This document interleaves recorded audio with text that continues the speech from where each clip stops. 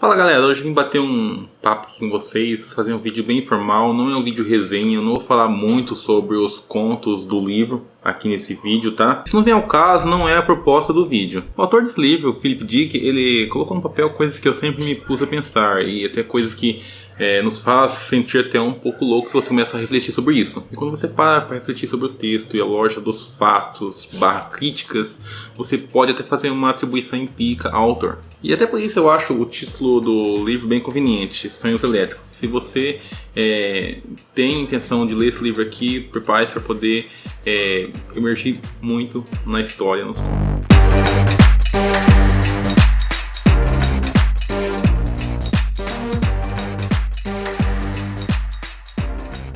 Eu vou deixar o livro aqui, né, com toda essa capa macabra, capa louca aqui, pra vocês ficar olhando para essas bordinhas aqui, né, e ficar, né, até tonto, né, porque se você começa a dar esse livro aqui. Sonhos Elétricos traz vários contos escritos pelo Philip Dick, contos futurísticos, ou vamos contextualizar melhor aqui, distopias. Eu disse que eu não vou me aprofundar sobre os contos, tá? Mas é claro que eu vou dar uma introdução sobre eles e depois eu vou falar um pouquinho da minha opinião, um pouquinho das minhas reflexões sobre o livro. E, bom, eu acho que vocês vão curtir esse bate-papo aqui. Eu quero conversar com vocês depois, inclusive, sobre o que eu vou falar. Eu quero que vocês conversem comigo aqui nos comentários depois. E, bom, sintam vontade para escrever aquele texto enorme, porque eu acho que o livro ele é realmente digno de toda essa atenção. Para introduzir bem vocês a este universo futurístico, eu vou começar pelo primeiro conto, que o nome dele é Peças de Exposição. Aqui a gente vai conhecer uma sociedade em que o governo tem regras até mesmo para o seu vestuário. Bom, tem aquele vestuário padrão que as pessoas devem usar. Então, eu aqui do século XX tal, com essa camisetinha polo aqui, talvez soaria um pouco estranho, listrada, né?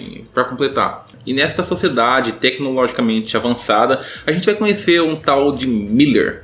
Certo? Miller. E, bom, este Miller ele é um pouco obcecado pelas tecnologias do passado, se é que a gente pode mencionar assim, isso aqui é um óculos, tal. Ele poderia usar um óculos quando, na verdade, existem até alguns remédios para poder curar a miopia ou astigmatismo. E por que ele se comporta dessa maneira? Por que ele usa uma letra de couro, certo? De jacaré, quando ele poderia simplesmente, talvez, ter um arquivo digital ou, não sei, né, que existe demais na sociedade. Bom, ele quer compreender os habitantes do passado, ele quer compreender os hábitos, ele quer se colocar no lugar dessas pessoas. E claro que existia estudos dos motivos que os humanos dessa época viviam menos e tal, mas, enfim, ele quer se pôr no lugar nosso. E como eu já disse, ele estende todo esse engajamento dele até mesmo no dialeto, certo? Falar gírias como uma pessoa do século XXI, sacou? Sacou? Então a gente vai entrar num debate filosófico de alguém que acha que nasceu no tempo errado, no período errado, alguém que está deslocado no espaço-tempo. Se prepara, cara, isso daí vai ser muito massa. E pulando alguns contos, a gente chega na página 87, Argumento de Venda, certo? É esse o nome do conto. Normalmente temos aí uma sátira, certo?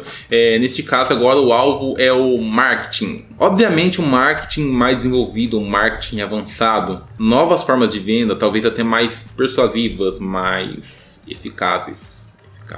Então o robô bate na porta de um sujeito que não aguenta mais como o marketing se impõe na sociedade, a forma como o marketing vem se mostrando. E esse robô é claramente um robô, né, de vendas e tal. E, bom, ele não dá tempo para a pessoa se recusar. E o robô já entra pela casa assim, né, quase derrubando a porta e tal. E senta no sofá e vamos lá, vamos conversar, vamos comprar. E o robô começa a mostrar todas as vantagens de você comprar ele. Bom, se você vai me comprar, tal, eu tenho essa função, eu tenho aquela função, eu posso fazer isso, tá? Eu posso fazer aquilo. E, bom, o robô é bem eficiente na venda dele, porque a única forma de você se livrar daquele robô é comprando ele. Ele não vai sair da sua casa. Ele vai ficar lá até você perceber que ele é algo necessário para você. Talvez ele te vença pelo cansaço. Se você acha que você não é tão necessário dele, você vai acabar comprando esse robô. Aí você fala assim, ai Mikael, mas isso é um pouco real? Como você compara isso com a nossa realidade? Como você fala que você já refletiu sobre esse tipo de assunto? Bom, até hoje eu realmente nunca vi nenhum robô bater na porta de ninguém para poder vender produtos. Mas vamos considerar assim uma metáfora, tá? Eu acho que você vai entender muito bem o que eu estou falando. Quando você começou a assistir esse vídeo, antes de iniciar ele, apareceu um anúncio do YouTube, provavelmente. Apareceu? Apareceu, não apareceu? E você pode se livrar deles, é claro, mas você vai ter que pagar uma pequena taxa aí para você se livrar deles. Após com você, que é uma pessoa bem ativa no YouTube, você sempre vê lá, adquira o YouTube Premium. Com ele você vai ter essas vantagens de pegar e conseguir ouvir música, talvez com um segundo plano, né? E você acaba vendo que, né, isso não é necessário, mas sempre tem aquela notificação lá que é irritante, ou aquele anúncio que você quer se livrar daquele anúncio, só não tem como, só pagando. E você, uma hora, né, por ser uma pessoa assim que acompanha muito YouTube, toda hora tem anúncio, você fica perdendo tempo nesses anúncios, você acaba pagando essa taxa.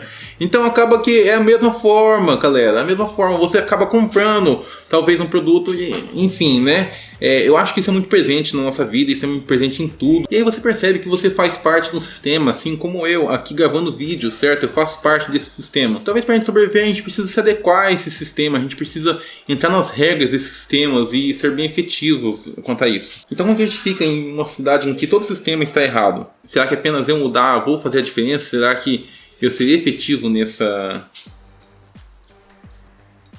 Então, tratando num contexto geral, será que a rebelião individual vai fazer alguma diferença no sistema? Ainda mais quando a gente coloca o fator mediante como a concorrência e a necessidade. Chega, Mikael. Momento de reflexão acabou.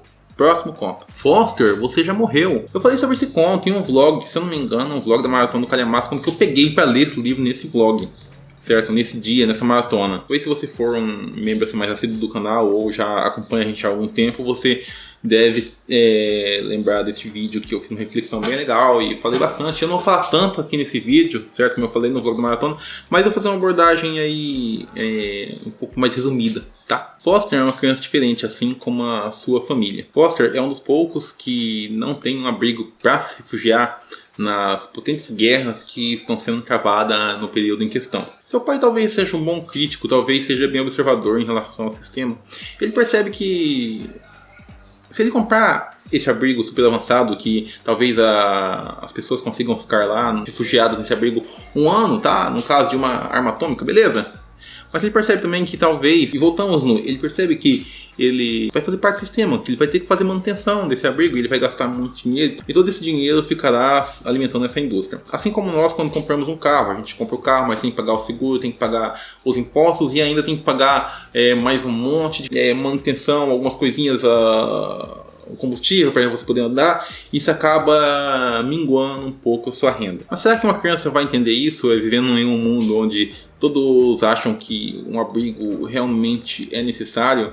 E de fato a gente está apenas de uma guerra, mas tem outro lado, o lado econômico, vamos dizer assim. Foster, como criança, vai ser bem persuasivo em cima do pai dele, para que o pai dele compre um abrigo, e talvez o pai dele realmente ceda e compre esse abrigo, mas nesse momento o sistema vai surpreendê-los novamente. E talvez nesse possível momento o pai dele cederá novamente, ou existe outra solução para burlar o sistema. Eu acho que eu falei bastante sobre esses 3 pontos, eu acho que eu até levantei alguns pontos aqui pra gente poder discutir. Então isso que a gente encontra nos contos do Philip Dick, nos livros do Philip Dick, ele exerce esses elementos extratextuais, e eu acho que é tão legal fazer essas reflexões. E, bom, são coisas que eu sempre pensei, certo? Em algum momento da vida, não dessa forma. O autor colocou isso no papel, o autor colocou isso de uma forma fictícia em um universo futurístico.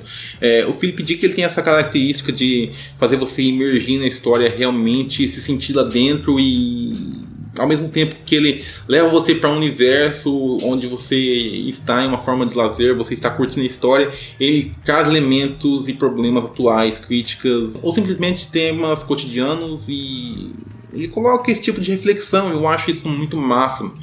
Esse livro aqui foi um livro de presente e, bom, foi uma leitura fantástica.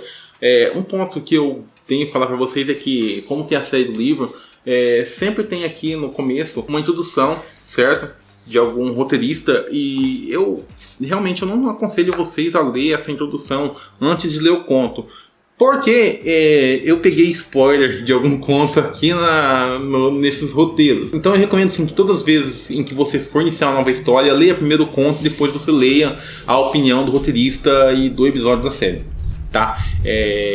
Fica aqui minha indicação para vocês. Eu acho que é tudo muito coerente esse livro aqui, inclusive em relação ao projeto gráfico, né? Se você tiver a oportunidade, alguma hora, leiam Philip Dick, tá? Eu quero dar esse livro pra Glaucia também. Vamos ver, né, quando que ela terá essa oportunidade, essa maravilhosa oportunidade. Este é o vídeo de hoje. E a Glaucia vai deixar o link de compra aqui embaixo. E bom, é isso. Tchau!